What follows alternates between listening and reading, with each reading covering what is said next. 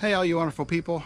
I wanted to put this at the beginning of this video because I was trying to find a way to keep water from pooling on my cover, and anybody that owns a boat cover knows that is an issue. There may be some fixes out there, I just haven't seen very many, and I thought I had it done. And I thought I had that PVC was in there, it was working great, it had a perfect angle, I had no water really collecting except in one or two spots, and I was going to fix that. And then we had the devil's breath hit us, and we had temperatures approaching 100 degrees.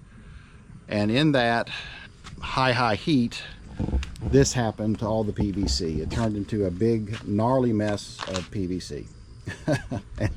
I mean, and you'll see in the video, it was literally laying down. It had just said, I give up, it's too hot. So then I was back to square one. Well, I'd already edited the videos, getting them ready to post them.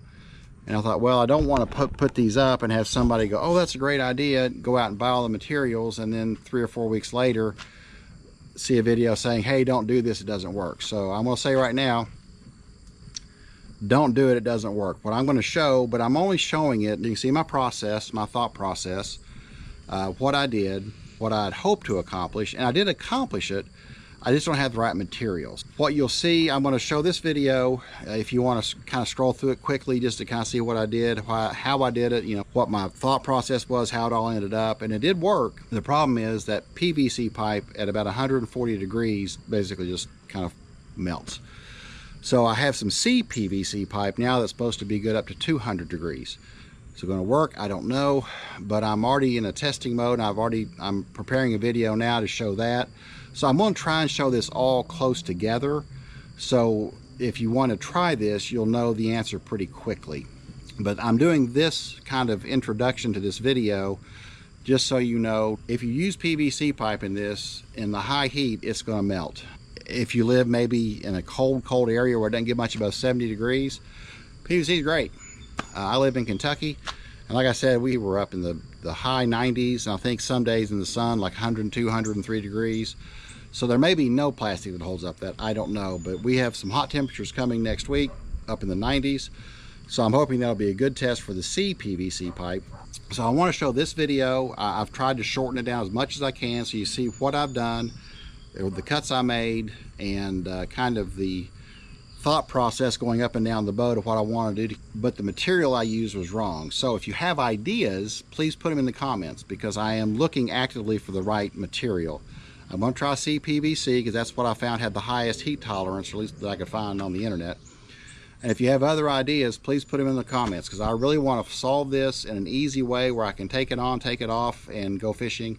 When I come home, put it back on and be done. If I were you, I would go through these things pretty quick just to see kind of what I did. The end result I've kind of already shown you, but you can see that for yourself because I show it in the boat. It looked pretty bad actually. And then hopefully this CPVC will hold up to the heat. So thanks for watching, and here's those videos I was talking about using the PVC to make a frame to hold the cover up. Well, I went to Lowe's and I got a couple more pieces of PVC and some T-joint connectors. That's already dried out down there, but these are the two areas I've got to fix. I got to fix this, and I guess this one just kind of ran out right here. So interesting. There was water here too. So I'm going to put another rib right here, another piece of PVC here, and one down there, and that'll lift this up, lift that up, and I won't have to worry about water anymore. An easy and inexpensive fix. That's what I wanted.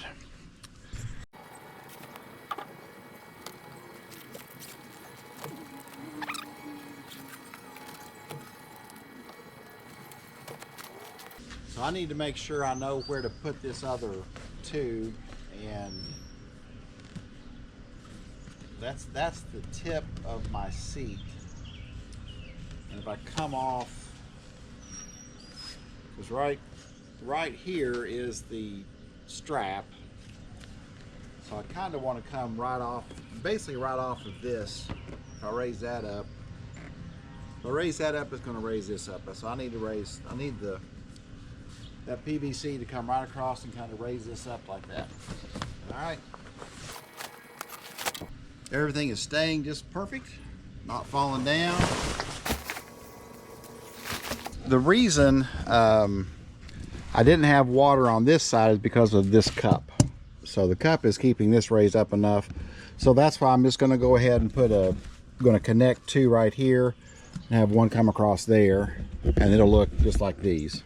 So I'm going to cut another piece, and I'm going to make it, if I do it a foot, that'll put it right over the seat, right over top of the seat right here, right about here.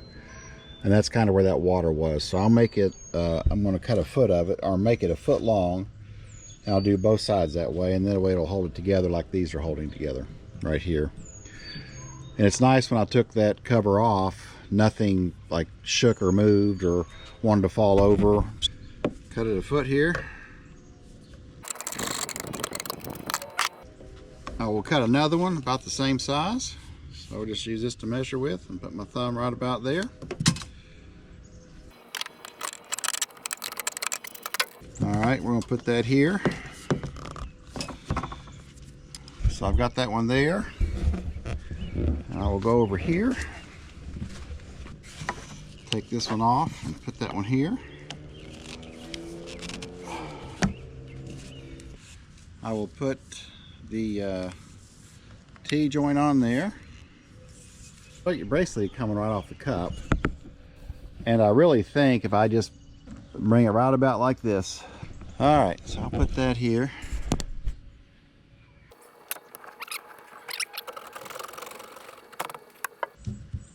Go get a T-joint. Got my T-joint. I'm going to put that on here. Then I'm going to connect these two. It's like that. And the nice thing is I can just reuse that other piece to kind of give it a little bit more stability.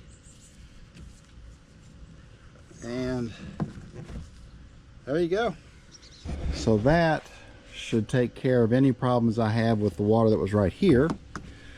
And then over here, right off of here is where I want to put this next one.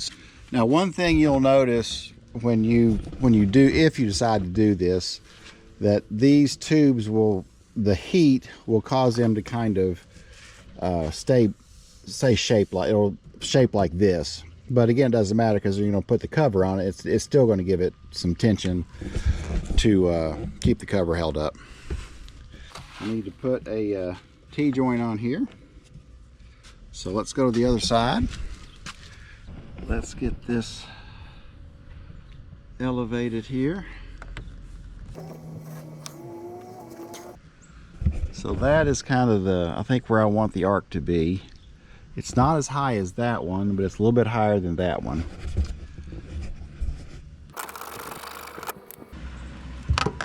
So now let's take the T-joint, go ahead and put this in like that. And there you go. Now I've got one more rib here to kind of lift everything up. And I'm going to cut some stabilizing pieces off of this one.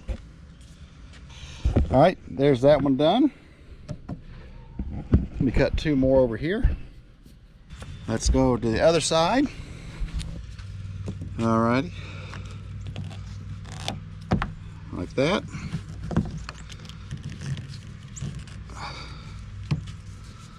And like that.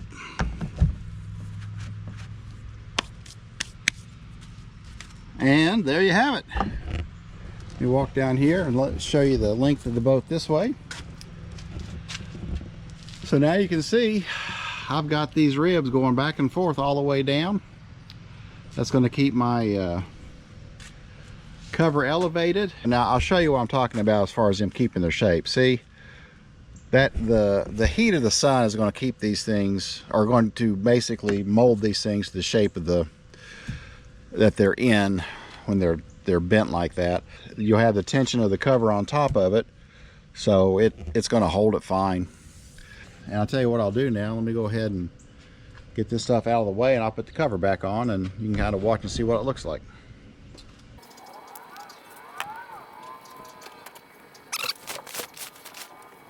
The one thing you kind of have to be careful of, if you make these too high, your cover won't fit.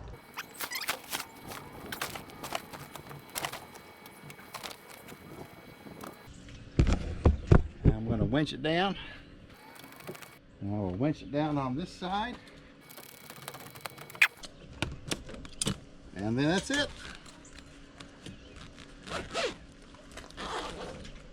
Zip that up.